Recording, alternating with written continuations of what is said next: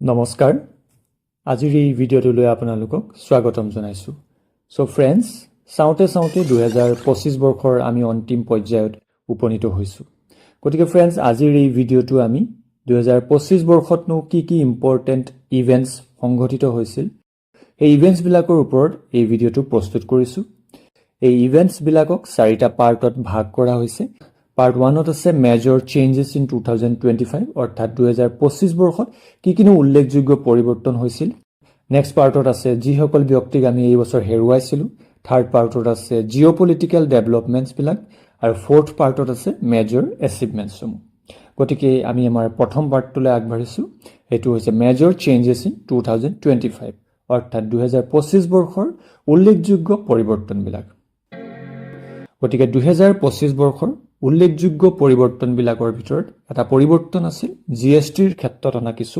পৰিৱৰ্তন ভাৰত চৰকাৰে জিএসটি অৰ্থাৎ গুডছ এণ্ড সাৰ্ভিসেছ টেক্সৰ ক্ষেত্ৰত অৰ্থাৎ টেক্সেশনৰ ক্ষেত্ৰত পূৰ্বতে 5টা স্ল্যাব নিৰ্ধাৰণ কৰিছিল এই স্ল্যাব কেইটা আছিল 0% 5% 12% 18% আৰু 28% এই 5টা স্ল্যাবছ পূৰ্বতে নিৰ্ধাৰণ কৰা হৈছিল কিন্তু 2025 বৰ্ষত এই 5টা স্ল্যাবক হলনি কৰি এতিয়া দুটা মুখ্য স্ল্যাব আৰু এটা এডিশনাল স্ল্যাব ৰখা হৈছে এই সংশোধন কৰা স্ল্যাব কেইটা হৈছে 5% 18% আৰু 40% এই 40% ৰ যেটো স্ল্যাব এটো হৈছে সিন গুডছ আৰু লাক্সাৰি গুডছ বিলাকৰ ওপৰত অৰ্থাৎ টবেকো গুটকা পান মছলা এইবিলাকৰ ওপৰত 40% টেক্স নিৰ্ধাৰণ কৰা হৈছে গতিকে এইটো আছিল 2025 বৰ্ষৰ এটা উল্লেখযোগ্য পৰিৱৰ্তন নাম্বাৰ 2 আসিয়ানৰ ক্ষেত্ৰত হোৱা কিছু পৰিৱৰ্তন আসিয়ান যাৰ ফুল ফৰ্মটো হৈছে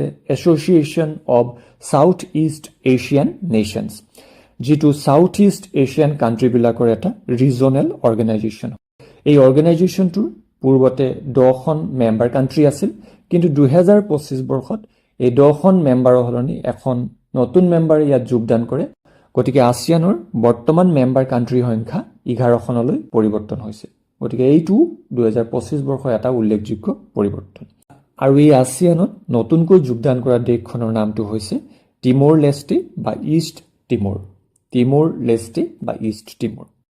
গতিকে নেক্সট পৰিৱৰ্তনটো হৈছে ইণ্ডাছ ৱাটাৰ ট্ৰিটি বা ইণ্ডাছ জলসন্ধিৰ ক্ষেত্ৰত হোৱা কিছু পৰিৱৰ্তন এই ইণ্ডাছ ৱাটাৰ ট্ৰিটিখন ভাৰত আৰু পাকিস্তানৰ মাজত 1960 চনত স্বাক্ষৰ কৰা হৈছিল এই ইণ্ডাছ ৱাটাৰ ট্ৰিটিৰ যোগেদি ভাৰতে পাকিস্তানক নদীৰ পানী শ্বেয়াৰ কৰিছিল এই 2025 বৰ্ষত পাকিস্তানে ভাৰতৰ ওপৰত যি পেহেলগাম এটেক সন্ত্ৰাসবাদীৰ দৰে কৰিছিল তাৰ পৰিপ্ৰেক্ষিততে ভাৰতে ইণ্ডাছ ৱাটাৰ ট্ৰিটিখনক ৰিইভালুৱেচন কৰে আৰু তাৰ জৰিয়তে ভাৰতে পাকিস্তানক যি পানী বিতৰণ কৰি আছিল সেই পানী শ্বেয়াৰ কৰাটো বৰ্তমান বন্ধ কৰি দিছে গতিকে এটা উল্লেখযোগ্য পৰিৱৰ্তনৰ ভিতৰতো এইটো ইণ্ডাছ ৱাটাৰ ট্ৰিটিৰ ক্ষেত্ৰত হোৱা পৰিৱৰ্তনটো আমি কাউন্ট কৰিব লাগিব ইয়াৰ উপৰিও ভাৰতে অন্য এখন নেইবাৰিং কান্ট্ৰি বাংলাদেশৰ লগতো এখন ৱাটাৰ ট্ৰিটি স্বাক্ষৰ কৰি থোৱা আছে সেইখন হৈছে গংগা ৱাটাৰ ট্ৰিটি আৰু ভাৰতে বাংলাদেশৰ লগত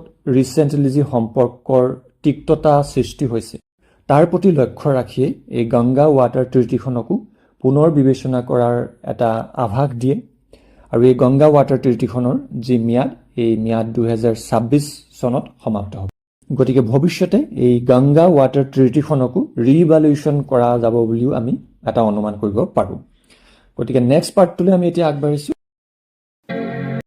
নেক্সট পাৰ্টটো হৈছে যিসকল ব্যক্তিক আমি এই বছৰ হেৰুৱালো গতিকে এই বছৰ আমি বহুতো গণ্যমান্য আৰু আমাৰ অতি মৰমৰ কিছু ব্যক্তিক হেৰুৱাবলগীয়া হৈছিল আৰু তাৰ ভিতৰতে অন্যতম হৈছে আমাৰ মৰমৰ জুবিন গাৰ্গ গতিকে জুবিন গাৰ্গ যাক ভয়েস অফ আসাম বা হামিং কিং বুলিও কোৱা হয় তেখেতক আমি এইবাৰ হেৰুৱাবলগীয়া হৈছিল আৰু যদিও আমি তেখেতক হেৰুৱাবলগীয়া হয় কিন্তু বৰ্তমানো জুবিন গাৰ্গ অসমৰ লাখ লাখ মানুহৰ অন্তৰত আজিও জীয়াই থকা যেন অনুভৱ হয় জুবিন গাৰ্গৰ উপৰিও আমি অন্যান্য কিছু ব্যক্তিক হেৰুৱাবলগীয়া হয় যেনে বলিউডৰ হিউমেন হিচাপে খ্যাত ধৰ্মেন্দ্ৰক আমি এইবাৰ হেৰুৱাবলগীয়া হয় তেখেতে শোলেৰ দৰে বিভিন্ন জনপ্ৰিয় মুভিত কাম কৰিছিল তেওঁৰ উপৰিও আমি এইবাৰ হেৰুৱাবলগীয়া হয় পংকজ ধীৰ যি বি আৰ চোপ্ৰাৰ মহাভাৰতত কৰ্ণ চৰিত্ৰত অভিনয় কৰিছিল তেখেতৰ এই চৰিত্ৰটো আজিও জীয়াই থকা যেন অনুভৱ হয়। ইয়াৰ উপৰিও বলিউডৰ এভাৰগ্ৰীণ কমেডিয়ান আশৰানীকো আমি এইবাৰ হেৰুৱাবলগীয়া হয়। গতিকে এইসকল জনপ্ৰিয় ব্যক্তিক আমি এইবাৰ হেৰুৱাবলগীয়া হয়। নেক্সট পাৰ্টটোলৈ আমি আগবাঢ়িছোঁ। নেক্সট পাৰ্টটো হৈছে কিছুমান ইম্পৰ্টেণ্ট জিঅ' পলিটিকেল ডেভেলপমেণ্টছ। গতিকে প্ৰথম জিঅ' পলিটিকেল যিটো ডেভেলপমেণ্ট এইবাৰ হৈছিল সেইটো হৈছে অপাৰেশ্যন সিন্দুৰ।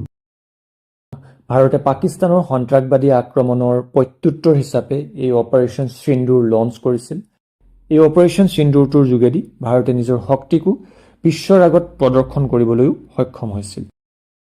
গতিকে অপাৰেশ্যন সিন্দুৰৰ উপৰিও অন্য এটা উল্লেখযোগ্য জিঅ' পলিটিকেল ঘটনা সেইটো হৈছে নেপাল প্ৰটেষ্ট। নেপালৰ য়াং জেনেৰেশ্যনে কেপি অলি চৰকাৰৰ বিৰুদ্ধে এইবাৰ তীব্ৰ প্ৰতিবাদ কৰিছিল আৰু এই প্ৰতিবাদৰ ফলস্বৰূপে কেপি অলি চৰকাৰে ৰিজাইন দিবলৈ বাধ্য হৈছিল আৰু তেওঁৰ ঠাইত নেপালত পোনপ্ৰথমবাৰৰ কাৰণে এগৰাকী মহিলা প্ৰধানমন্ত্ৰী ইণ্টাৰিম প্ৰাইম মিনিষ্টাৰ হিচাপে নিৰ্বাচিত হয়। তেখেত হৈছে former chief justice Sushila Karki.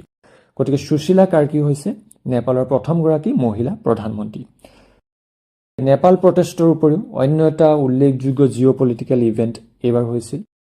ট্ৰাম্পে ভাৰতৰ ওপৰত যি 50% টেৰিফ আৰোপ কৰিছিল, এই টেৰিফকো এটা উল্লেখযোগ্য জিঅ' পলিটিকেল ইভেণ্টছ বুলি আমি ক'ব পাৰোঁ।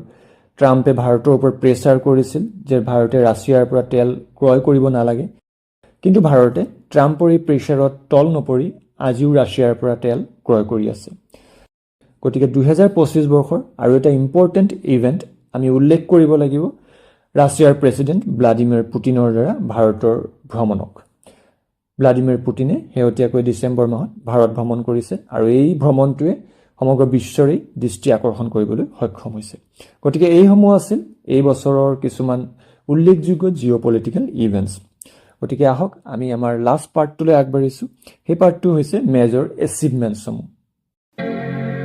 গতিকে এই বছৰৰ এটা উল্লেখযোগ্য এচিভমেণ্ট আছিল ভাৰতৰ শুভাংশু শুক্লাই পোনপ্ৰথমবাৰৰ বাবে ইণ্টাৰনেশ্যনেল স্পেচ ষ্টেচনত পদাৰ্পণ কৰিবলৈ সক্ষম হৈছিল। গতিকে শুভাংশু শুক্লাই এক্সিঅম মিছন 4ৰ অধীনত পোনপ্ৰথমবাৰৰ কাৰণে ভাৰতীয় হিচাপে ইণ্টাৰনেশ্যনেল স্পেচ ষ্টেচনত অৱতৰণ কৰিবলৈ সক্ষম হৈছে। নেক্সট আমি এচিভমেণ্টছবিলাকৰ ভিতৰত উল্লেখ কৰিব লাগিব এই বছৰৰ নবেল প্ৰাইজ বিজেতাসকলৰ কথা। গতিকে এইবাৰৰ যি শান্তিৰ নবেল বঁটা, এই শান্তিৰ নবেল বঁটা প্ৰদান কৰা হয় মাৰিয়া কৰিনা মাছাডো। মাৰিয়া কৰিনা মাছাডোৱে ভেনিজুৱেলাত গণতন্ত্ৰৰ সক্ৰিয় সমৰ্থনৰ বাবে মাত মাতিছিল আৰু তেওঁ চৰকাৰৰ বিৰুদ্ধে তেওঁ এটা সাহসী স্থিতি লৈছিল আৰু তাৰ বাবেই তেওঁক এইবাৰ শান্তিৰ বাবে নবেল বঁটা প্ৰদান কৰা হৈছিল। সাহিত্যৰ বাবে নবেল বঁটা প্ৰদান কৰা হৈছিল লাজলো ক্ৰেছনেহৰইকাক। লাজলো ক্ৰেছনেহৰইকাক তেওঁ দূৰদৰ্শীমূলক সৃষ্টিৰ বাবে এই বঁটা প্ৰদান কৰা হৈছিল। অৰ্থনীতিৰ ক্ষেত্ৰত এই বঁটা প্ৰদান কৰা হয় তিনিগৰাকী ব্যক্তিক, তিনিগৰাকী অৰ্থনীতিবিদক, জুৱেল মকিৰ, ফিলিপ অঘিয়েন আৰু পিটাৰ হুইট। আৰু তেওঁলোকক এই বঁটা প্ৰদান কৰা হয় কাৰণ তেওঁলোকে প্ৰযুক্তিগত প্ৰগতিৰ জৰিয়তে বহনক্ষম উন্নয়নৰ বাবে প্ৰয়োজনীয় প্ৰাথমিক প্ৰয়োজনীয়তাসমূহক চিনাক্তকৰণ কৰিছিল আৰু তেওঁলোকে বহনক্ষম উন্নয়নৰ বাবে ক্ৰিয়েটিভ ডেষ্ট্ৰাকশ্যনৰ এটা থিয়ৰী বা সিদ্ধান্তৰ উদ্ভাৱন কৰিছিল। তাৰ বাবে তেওঁলোকক এই অৰ্থনীতিৰ নবেল বঁটা প্ৰদান কৰা হয়।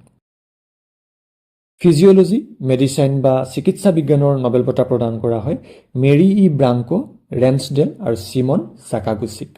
এই তিনিগৰাকী ব্যক্তিক এইবাৰ চিকিৎসা বিজ্ঞানৰ নবেল বঁটা প্ৰদান কৰা হয় কাৰণ তেওঁলোকে পেৰিফেৰিয়েল ৰোগ প্ৰতিৰোধৰ ক্ষমতাৰ ওপৰত, বিশেষকৈ ৰেগুলেটৰী টি চেলছ আৰু ফক্স P3 জিনৰ ওপৰত কৰা আৱিষ্কাৰৰ বাবে তেওঁলোকক এই স্বীকৃতি দিয়া হয়। কেমেষ্ট্ৰিৰ বাবে নবেল বঁটা প্ৰদান কৰা হৈছিল চুচুমু কিটাগাৱা, ৰিচাৰ্ড ৰবচন আৰু উমৰ এম য়াগিক। তেওঁলোকক এই বঁটা প্ৰদান কৰা হয় কাৰণ তেওঁলোকে মেটেল অৰ্গেনিক ফ্ৰেমৱৰ্ক নামৰ এটা ষ্ট্ৰাকচাৰ প্ৰস্তুত কৰিছিল। এই ষ্ট্ৰাকচাৰটোৰ যোগেদি কাৰ্বন কেপচাৰ কৰা যায় আৰু ইয়াৰ উপৰিও এই ষ্ট্ৰাকচাৰটোৰ যোগেদি ডেজাৰ্ট এৰিয়াত ৱাটাৰ হাৰ্ভেষ্টিং কৰিব পৰা যায়। গতিকে ইয়াৰ বাবে তেওঁলোকক এই কেমেষ্ট্ৰিৰ নবেল বঁটা প্ৰদান কৰা হয়। আৰু ফিজিক্সৰ যি নবেল বঁটা, এই বঁটা প্ৰদান কৰা হয় জন ক্লাৰ্ক, মাইকেল এইচ ডেভৰেট আৰু জন এম মাৰ্টিনিছক। আৰু তেওঁলোকক প্ৰদান কৰা হয় কাৰণ তেওঁলোকে মেক্ৰস্কপিক লেভেলত কোৱাণ্টাম টানেলিঙৰ ওপৰত যি পৰীক্ষণ কৰিছিল তাৰ কাৰণে তেওঁলোকক এই ফিজিক্সৰ নবেল বঁটা প্ৰদান কৰা হয়। গতিকে এইসমূহে আছিল 2025 বৰ্ষৰ কিছুমান সিলেক্টেড ইম্পৰ্টেণ্ট ঘটনাৱলী। গতিকে আজিৰ ভিডিঅ'টোত আমি এইখিনিয়ে ডিছকাশ্যন কৰিলোঁ।